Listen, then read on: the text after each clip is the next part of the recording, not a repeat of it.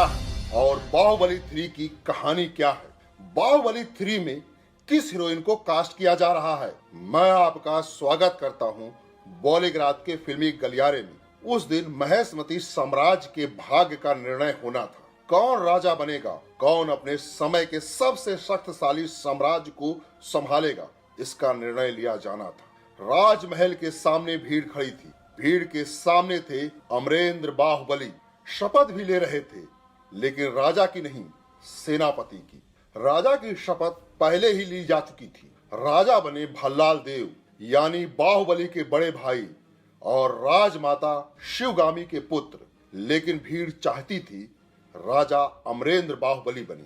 कोई और उन्हें स्वीकार नहीं था, बिल्कुल नहीं, किसी भी कीमत पर नहीं। लेकिन अब राजा भल्लाल देव थे। कानूनी रूप से राजमाता शिवगामी के दिए हुए वचन के अनुसार भी राजमहल के आंगन में एक ऊंचे मंच पर शपथ ली जा रही है। लेकिन भीड़ अपना नायक बहुत पहले ही चुन चुकी थी। तभी एक योद्धा शपथ लेने मंच पर आता है, एक लाइन बोलता है, अमरेंद्र बाहुबली यानी कि मैं महेशमती की असंख्य प्रजा और उसके धन, मान और प्राण का रक्षक और महाराज भल्लाल देव की सर्व सेना का अध्यक्ष, निरंतर अपने कर्तव्यों का निर्वहन करते हुए मुझे अगर प्राण भी त्यागना पड़े तो संकोच नहीं करूंगा। राजमाता शिवगामी को साक्षी मानकर मैं ये शपथ लेता हूं। उसके बाद भीड़ का सब्र टूट जाता है। भीड़ से एक नारा उठता है, हमें चाहिए बाहुबली।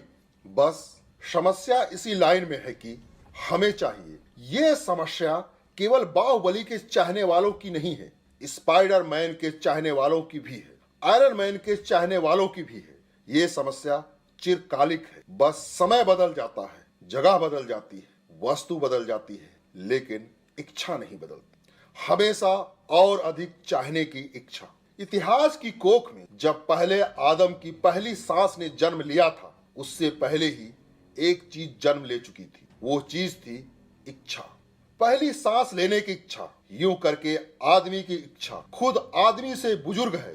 बस यही दर्शन शास्त्र इस फिल्म के चाहने वालों की इच्छा के पीछे काम करता है। बाहुबली 1 आने के बाद पूरा देश एक ही सवाल के पीछे पागल था, बाहुबली को कटप्पा ने क्यों मारा। इसीलिए बाहुबली 2 भी आ गई। इस सवाल का जवाब भी मिल गया कि कटप्पा ने बाहुबली को क्यों मारा। लेकिन अब तक लोगों को बाहुबली के प्रभास को देखने की आदत हो चुकी। अब उन्हें बाहुबली का तीसरा पार्ट भी चाहिए। अब तो फैंस की समस्या बहुत बड़ा विकराल रूप ले चुकी और सभी को अपने पसंदीदा हीरो को और अधिक देखने की इच्छा कभी नहीं खत्म होने वाली है। इसीलिए एस.एस. राजामौली चाहते हैं कि बाहुबली का तीसरा पार्ट बनाना चाहिए।